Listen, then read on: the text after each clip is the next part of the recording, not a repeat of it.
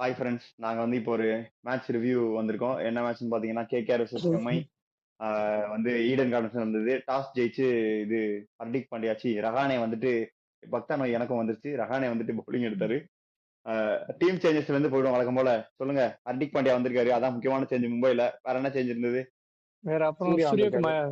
சூரியகுமார் அது ஒண்ணு plus third change வந்து அல்லம் கசஃபர் ஆனாரு. இந்த 3 சேஞ்ச் தான் இம்பாக்ட் வந்து எம்ஐ சைட்ல இருந்து. அதான் கேகேஆர்ல இருந்து லைக் ஒரே ஒரு சேஞ்ச் தான் நினைக்கிறேன்ல, பத்திரா நான் இல்ல. So, அந்த ஒரு சேஞ்ச் தான். அது போல ரோமன் பவுல். ரோமன் பவுல். ஆமா, ரோமன் பவுல். ஆனா ரெண்டு பேரும் டாஸ்ல வந்துட்டு சேம் டீம்னு சொல்லிட்டு போயிட்டானுங்க. தெரியாம நிலைமையில இருக்காங்க அவங்க. வேற ஒண்ணும் இல்ல. இது இவன் நீ ரஹானே சொன்னாருனா கூட ரோமன் போல் போன தடவை இம்பாக்ட்ல இருந்தாரு சொன்னாரு, ஓகே. அவன் ஹர்திக் பாண்டியா அவனே உள்ள வந்திருக்கான், அவனே சேம் டீம் அப்படின்ட்டு போறான். நானே செஞ்சுதான் சார். அவன் வந்து அவன் கடைசியா கேப்டன் பண்ணப்போ இருந்த டீம் இது. அதனால சேம் டீம். Okay okay. சரி, பேட்டிங் மும்பை எப்படி பிச்சு கொஞ்சம் ஸ்டிக்கியா தான் இருந்தது இன்னைக்கு. கொஞ்சம் கிரிப்பும் கிடைச்சது நல்லாவே. சோ ரொம்பவே கஷ்டப்பட்டாங்க ஆஸ் யூஷுவல் மும்பை. புதுசா சொல்றதுக்கு எதுவும் இல்ல. அதான் பிச்சு கவர்ஸ்ல இருந்ததுனால அது ரொம்பவே டாக்கியாவும் இருந்தது, லைக் கிரிப்பையும் வேற பால் வந்தது. So KKR off to bowl எடுத்தப்போயும் அவங்களுக்கு கொஞ்சம் தெரிஞ்சிருக்கும், லைக் 70-80% நம்ம அந்த கேமை ஜெயிச்சிடலாம். ஏன்னா எம்ஐயுமே ரொம்ப லோ கான்ஃபிடன்ஸ்ல தான் இருந்தாங்க பேட்டிங்ல. யாருமே ஸ்டாண்டப்பும் பண்ணல ஓப்பனர்ஸை தவிர்த்து. ஸோ அவங்க டாஸ் ஜெயிச்சோடனே அவங்க மேட்ச் ஜெயிச்சிருக்கலாம்னு ஒரு கான்ஃபிடன்ஸ்லாம் கேகேஆர் லைக் அவங்க டீம்ஸ் ஃபுல்லாமே இருந்திருப்பாங்க. Like especially Naren and Varun இருக்கிற ஃபார்முக்கு. லைக் இதுக்கு சொல்றதுக்கு முன்னாடி வருணை பத்தியும் சொல்லிடணும். வருணுக்கு ஆல்ரெடி ஃப்ராக்சர் தான். ஸோ அவர் கால் நொண்டி தான் பவுலிங்கே போட்டுன்னு இருக்காரு. ஃபீல்டிங்லயுமே அவ்வளோ கஷ்டப்படுறாரு அவரு. அவங்களும் லைக் ஃபோர்ஸ் பண்ணி தான் ஆட வைக்கிறாங்க வருணை. ஏதோ ஒரு மேட்ச் தோத்துட்டா கூட அடுத்த மேட்ச் ஃபுல்லா ரெஸ்ட் எடுத்துடலாம். பட் இது எந்த அளவுக்கு அவரோட இந்தியன் பெர்ஃபார்மன்ஸ் அஃபெக்ட் பண்ண போகுதுன்னு தெரியல. பட் ஒரு நல்ல விஷயம் என்னன்னா இந்தியாவுக்கு T20s இல்லை இப்போ கிட்டக்கு எதுவுமே. ஏன்னா எல்லாமே ஓடிஐ வேர்ல்ட் கப்ல தான் ஃபோக்கஸ் பண்றதுனால.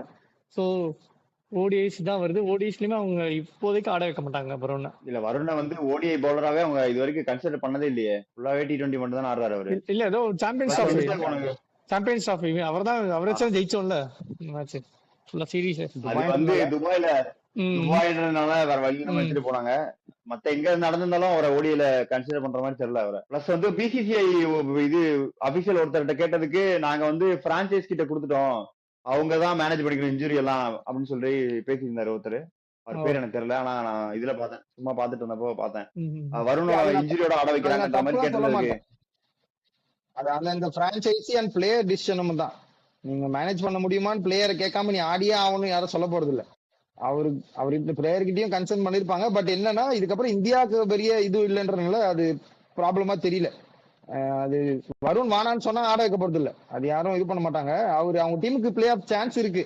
சோ அவங்க பெஸ்ட் கொடுக்கணும்னு ட்ரை பண்றாங்க, வேற ஒண்ணும் இல்ல. அது நான் தப்புன்னு சொல்ல மாட்டேன். இன்னுமே சான்ஸ் இருக்கு. இந்த மேட்ச் ஜெயிச்சதுக்கு அப்புறமும் இன்னும் யாருக்குமே எக்ஸ்ட்ரா யாருக்கும் ஈவ் இல்ல. மும்பை எல்எஸ்ஜி தவிர.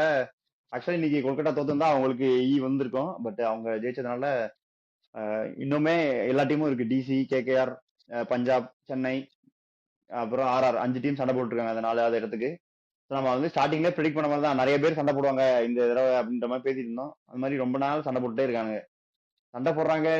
அதே மாதிரி என்னன்னா 4வது இடத்துக்கு நான் போக மாட்டேன்னு சண்டை போட்டுட்டு இருக்காங்க. அந்த மாதிரி விளாடுறாங்க சில பேரு. அப்படிதான் சண்டை போடுறாங்க. 4வது இடத்துக்கு நான் போறேன்னு யாரும் அடிக்கல. கேகேஆர் மட்டும்தான் நான் 4th பிளேஸ்க்கு போறேன்னு சண்டை போடுற மாதிரி தெரியுது. இது எல்லா டீமும் நான் வானா ஆடிங்க இருக்காங்க. இல்ல, ஆர்ஆர் கடைசி மேட்சுக்கு எனக்கு வேணும்ன்ற மாதிரி தான் ஆடினாங்க. அந்த வைபவ் சூரியவன்சி, அவர் சூரியவன்சி ஆடினாரு அந்த மேட்ச். ஆர்ஆருக்கு தான் இப்போ கேகேஆர் ஜெயிச்சதுக்கு அப்புறம் ஆர்ஆருக்கு வந்து இன்னும் சான்ஸ் இப்ப பிரைட்டன் தான் இருக்கு. ஏன்னா உனக்கு வந்துட்டு இப்போ சிஎஸ்கேக்கும் டிசிக்கும் இன்னும் கம்மியா இருக்கும் சான்ஸ். ஏன்னா அவங்க 2 பேரால 14 பாயிண்ட் தான் போக முடியும். இவங்க பிபிகேஎஸ் கேகேஆரால 15 பாயிண்ட் போக முடியும், ஆர்ஆரால 16 பாயிண்ட் போக முடியுன்றப்போ ஆர்ஆருக்கு வந்து அந்த பெர்சன்டேஜ் அதிகமா இருக்கு. 55% வந்து பார்த்தேன் 100ல ஆர்ஆர் போறதுக்கு தான் அவ்வளவு வாய்ப்பு இருக்குன்னு போட்டிருந்தாங்க. பட் கேகேஆர் அவங்க இப்ப எல்லாரோட சான்ஸுமே மீதி 4 டீமோட சான்ஸுமே கேகேஆரோட மேட்ச்ல தான் இருக்கு. கேகேஆர் ஜெயிச்சுன்னா எல்லாருமே அவுட், கேகேஆர் தோத்தாதான் மீதி டீமுக்கு சான்ஸ் மாதிரி இருக்கு. ஆர்ஆர் சொல்றேன், ஆர்ஆர் சாரி அதான் ஆர்ஆர் ஜெயிச்சா தோத்தா, ஆர்ஆர் ஜெயிச்சா தோத்தா, அந்த மாதிரி போயிடுச்சு. இல்ல அதுக்கு முன்னாடி எல்லாரோட ரிசல்ட்டும் தெரிஞ்சிடும். கேகேஆர் மேட்ச் மட்டும்தான் அலைவா இருக்கும் ஆர்ஆர் கேமை பொறுத்து. அதுக்கு முன்னாடி நிறைய ஈவ் ஆரம்பிச்சிடும் எனக்கு தெரிஞ்சு. நாளையில இருந்தே இருக்குன்னு நினைக்கிறேன். அதுதான். சோ அதான் எம்ஐ பேட்டிங் பத்தி எடுத்தீங்கன்னா லைக் ஆஸ் யூஷுவலா அவங்க ஓப்பனர்ஸ் தான் அடிப்பாங்க. மோஸ்டா ரிக்கில்டன் தான் அடிப்பாரு. ஒரு 30-40 ஸ்டார்ட் கொடுப்பாரு. இன்னைக்கு அது கிடைக்கல அவருக்கு. அதுக்கு ஸ்ட்ரெயிட் மிடில் ஸ்டெப்ல வந்த பால் அந்த லென்த்தும் கிடையாது. லைக் அந்த புல் மாதிரி ஆடுறதுக்கு அதை போய் அந்த ஷாட் ஆடி பேட் திருப்பி அது அவுட் ஆயிட்டாரு அவரு.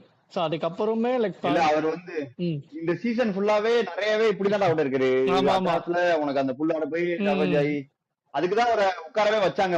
ஒரு 3 மேட்ச் அப்படி ஆறாருன்னு சொல்லிட்டு அவர் தான் அவரை டிராப் பண்ணிட்டு டீகாக் எடுத்துட்டு வந்தாங்க. திரும்ப எடுத்துட்டு வந்தப்போ சூப்பரா ஆடினாருன்ட்டு கண்டினியூ ம் பண்றாங்க இப்ப அவரை. இது அவர் பரவாயில்ல. இப்பதான் அதுவும் இல்லாம ஹையஸ்ட் அவர் வான்கடையில தான் கீப்பிங்ல இருக்காரு. எனக்கு தெரிஞ்சு பாதி சிக்ஸ் அவர் அந்த ஷாட்டுக்கு தான் அடிச்சிருப்பாரு. விக்கெட்டும் விழதான் கரெக்ட். செய்யும். உங்களுக்கு ரன் வந்தா விக்கெட் ம் விழாதா? ம் ஆமா அதுதான் அது இல்ல பரவாயில்ல. ஆனா அதான் நம்ம அவரு ஒண்ணும் சொல்ல முடியாது. மேக்சிமம் ரன்ஸ் வான்கடையில தான் அடிச்சிருக்காரு. ம் வெளியே போய் பெருசா அவர் பெரிய ஸ்கோரே அடிக்கல. உனக்கு 30-40 ம் ம் அந்த மாதிரி அடிச்சிருந்தா கூட உனக்கு வான்கடையிலலாம் அவர் 80 அந்த மாதிரி தான் அடிச்சாரு 2-3. கரெக்ட். So அவர் வான்கடையை வந்து அவரோட ஹிட்டிங்க்கு கரெக்டா இருக்கு. பவுன்ஸ் அந்த ட்ரூ பவுன்ஸ் இருக்கு வான்கடையில. மீதி பிச்சுல அந்த ட்ரூ பவுன்ஸ் இல்லைன்னா கஷ்டப்படுறாரு. அதுதான். ஸோ அவர் அவுட் சரி, ஆனாரு. அதுக்கப்புறம் நடுவுல வந்து அதுக்கப்புறம் டெஸ்ட் மேட்ச் ஆட ஆரம்பிச்சாங்க. கேப்டனும் வந்து திலக் வர்மாவும் டெஸ்ட் மேட்ச் ஆடினாங்க ஜாலியா கொஞ்ச நேரத்துக்கு. அதான் லைக் திலக்கரமா ரொம்ப கஷ்டப்பட்டாரு. அவர் ஸ்பின்னு இந்த சீசன் ஃபுல்லாவே லைக் ஒழுங்கா பர்ஃபார்ம் பண்ணல. ஸோ இந்த மேட்ச் ரொம்ப ரொம்ப எக்ஸ்போஸ் ஆயிட்டாரு ஸ்பின்னுக்கு. லைக் அக்ராஸ் வெளியில போற பால் ஒன்னு பால் கூட அவர் பிக் பண்ணல இன்னைக்கு திலக்கர்மா. அவர் ஒரு டிரைவ் ஒரு கட்டு எதுவுமே ஆடாம தொடுறாரு விரும்பின பால் அதுவே பட்டு 30வது சர்க்கிள் தாண்டினா சிங்கிள் கிடைக்கும்னு. ஸோ அது ஒரு ஆர்பிள் இன்னிங்ஸ் இன்னைக்கு திலக்கர்மா கிட்ட இருந்து. பாண்டியா லைக் அவரோட மற்ற இன்னிங்ஸ் எல்லாம் கம்பேர் பண்றப்ப இந்த இன்னிங்ஸ் எவ்வளவோ பரவாயில்லன்னு தான் சொல்ல முடியும். மற்றபடி எதுவும் மோசமான இன்னிங்ஸ் தான். அது ஒன்றும் பெட்டர் இன்னிங்ஸ் தான் எந்த வகையிலயும் கிடையாது. ஆனா ஆப்போசிட்ல ஆன திலக்கர்மா கம்பேர் பண்றப்ப இது பெட்டர் இன்னிங்ஸ் தான் நமக்கு தெரிஞ்சுது மேட்ச் பாக்குறப்போ. அவ்வளவுதான். சரி இன்னைக்கு ஓவரால் எனக்கு எம்ஐ சைட்ல இருந்து பாத்தீங்கன்னா பெட்டர் பேட்டிங்கிறது கார்பின் பாஸ் தான். அவருக்கு தான் கொஞ்சம் மேட்ச் அவர் இன்டென்ட் காட்டினார் அடிக்கணும்ங்கிற இன்டென்ட். மத்த யாரும் அந்த இன்டென்ட் கூட காட்டாம தான் ஆடினாங்க.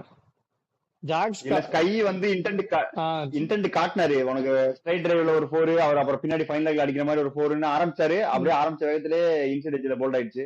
அப்படியே அவர் போயிட்டாரு. அப்படியே அந்த விதத்துல போயிட்டாரு. ஜாக்ஸ் அதான் அடிக்க ஆரம்பிக்கிற நேரத்துல அப்படியே அவரே வாண்டடா போய் ரன் அவுட் ஆகிக்கிறேன்னு ஆயிட்டாரு அவரும். ஸோ ஏதோ பண்ணி 120ல முடிய வேண்டிய ஸ்கோரை பாஸ் 148 வரைக்கும் தள்ளிட்டு போனாரு. அவ்வளவுதான். ஆனா அனுகுல் ராய் வந்து ஒரு 1-2 ஓவர் போட்டிருந்தாருன்னா அந்த 130லயே முடிஞ்சிருக்கும் ஸ்கோரு. அவருக்கு அந்த அனுகுல் ராய்க்கு வந்து ஆமா ஆமா 1 டோஸ் தரல. அது ஒரு மிஸ்டேக்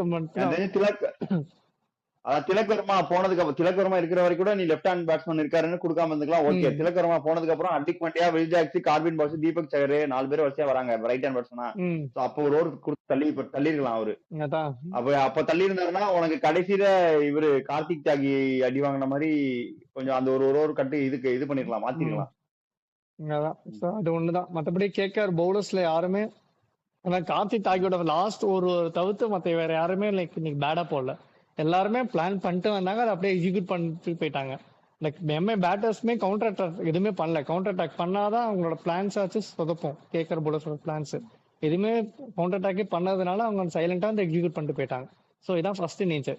செகண்ட் இன்னிங்ஸ்னா 145 147 லைக் ரொம்ப ஈஸி கேட்க. ஏன்னா அந்த ஸ்பின் ஆலன்னா அந்த 140 ஸ்டேஜ்ல கொடுத்தீங்கன்னா அவர் தனியாளா நின்று செஞ்சுரி அடிச்சுட்டு போயிடுறாரு. 2-3 மேட்ச் அப்படிதான் செஞ்சுரியே அடிச்சாரு.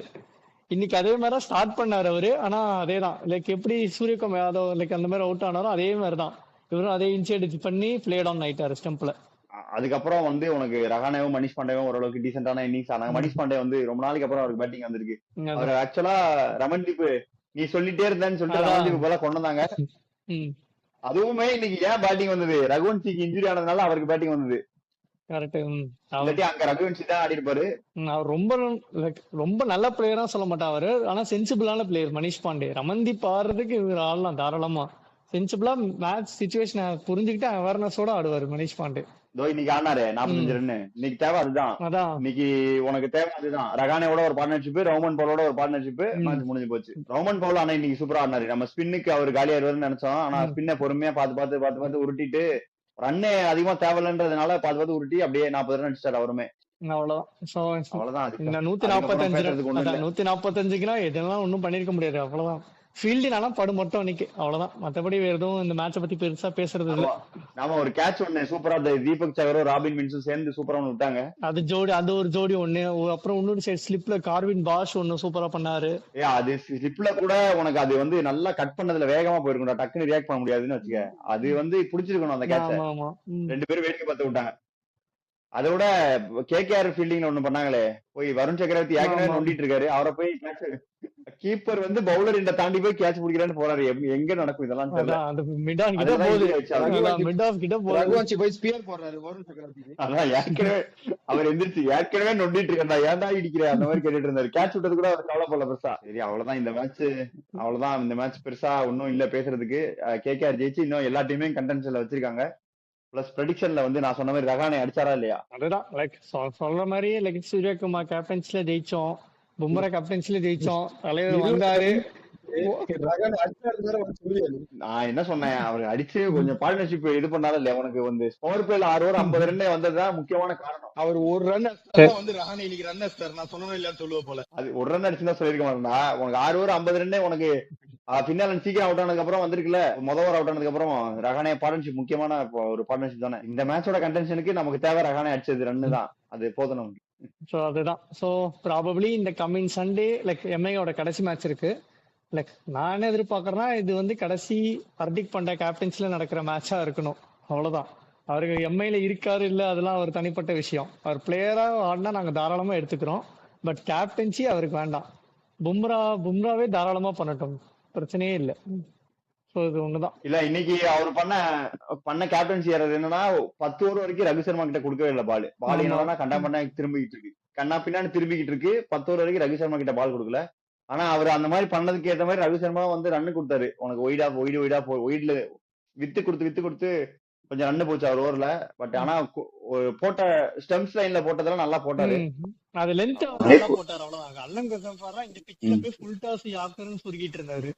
லைக் தேவையே இல்லை அதெல்லாம். அவர் ஏதோ நல்ல நேரம் ரன்னு போல அல்லங்க சஃபார், அவ்வளவுதான். ஆனா போட்ட லென்ஸுமே லைக் அவ்வளவு நல்ல லென்த்னா இல்ல. சுனில் நரேனும் வருண் சக்கரவர்த்தி கம்பேர் பண்றப்போ ரோஹித் சர்மாவுக்கு ஸ்டார்டிங்ல இருந்து கொடுத்துருக்கலாம். அவரு இந்த சீசன் ஃபுல்லாவே அப்படிதான் போட்டுட்டு இருந்தாரு. பட் பரவாயில்ல, அவரு ஹர்திக் பாண்டியா குறை சொல்ல முடியாது. இந்த மேட்ச் ஏதோ அவரால் தோற்ற மாதிரி நம்மளால சொல்ல முடியாது.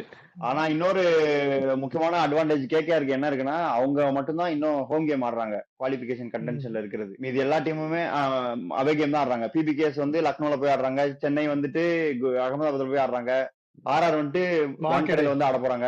அதனால இவங்களுக்கு தான் இன்னும் அட்வான்டேஜ் ஜாஸ்தி இருக்கு. பாப்போம். நம்ம நாளைக்கு மேட்ச் ப்ரிவியூல சந்திப்போம். லைக் சிஎஸ்கே ஜிடில யாரு ஜெயிக்கிறாங்கன்னு பிளஸ் அதுல வேற என்ன பாயிண்ட்ஸ் இருக்கு நாளைக்கு பேசலாம். நெக்ஸ்ட் இன்னொரு வீடியோல சந்திக்கிறோம். Bye bye from Wolfers. ஊர் சுத்தி பயவல நினைச்சியா? நாங்கெல்லாம் வயிறு நிறைய சாப்பிடணும், வஞ்சனம் இல்லாம உழைக்கணும். ஆஹா, அருமையான பாலிசி. Keep it